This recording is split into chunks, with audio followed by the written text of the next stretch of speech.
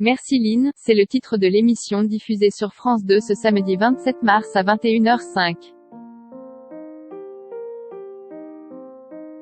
Ce n'est pas l'artiste mais la vice-présidente du SIDAction qui sera à l'honneur.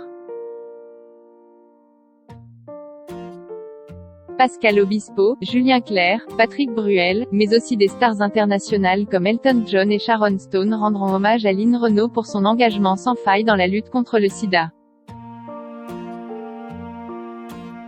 Des honneurs mérités car elle est la première célébrité française à avoir médiatisé cette maladie dont elle voyait les ravages aux États-Unis.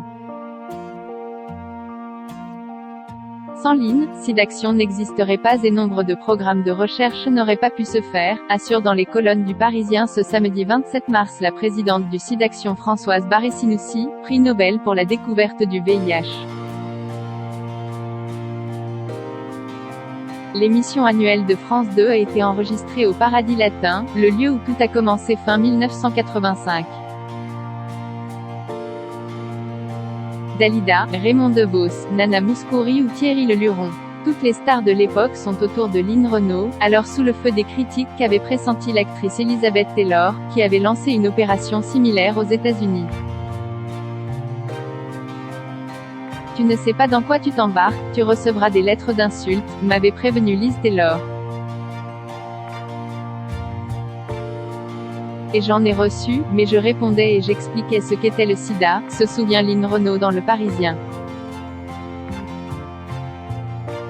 C'est au moment de transformer ce gala de l'Association des artistes contre le sida en grande opération télévisée, mettant à contribution toutes les chaînes que Lynn Renaud s'est attiré les foudres de ses détracteurs. Ce n'était pas facile, j'ai été détestée par le public. On me disait, laissez-les mourir, avait-elle déjà confié en 2020 dans les colonnes du Figaro. Mais sauver les malades était pour elle bien plus important que sa popularité. C'est devenu ma raison d'être. Je crois que ça m'était destiné, je suis jusqu'au boutiste et j'aime les gens, analyse-t-elle dans Le Parisien.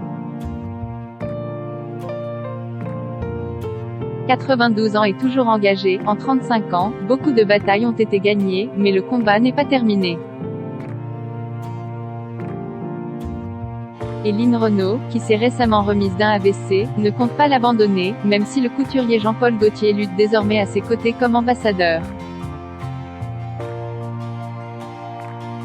Elle m'appelle régulièrement pour savoir où on en est, les progrès de la recherche, les problèmes qu'on rencontre. Elle a 92 ans, elle pourrait être tranquille. Mais non, c'est elle qui nous appelle et nous dispute en nous répétant « Appelez-moi si vous avez besoin, vous me demandez et moi je fais », révèle dans le quotidien la présidente du SIDAction Françoise Barré-Sinoussi. Je la vois toujours aussi généreuse avec les personnes touchées par le VIH. Lynn prend du temps avec les gens, il y a de l'émotion de part et d'autre lors de ces rencontres. Et elle se montre fidèle. Certains malades qu'elle a côtoyés parfois dans les années 1980 ou 1990 me disent que Lynn les reconnaît, confirme auprès du journal la directrice générale du SIDAction Florence Thune. C'est la cause de ma vie et j'en serai jusqu'au bout pour qu'on trouve, lance Lynn Renaud dans Le Parisien.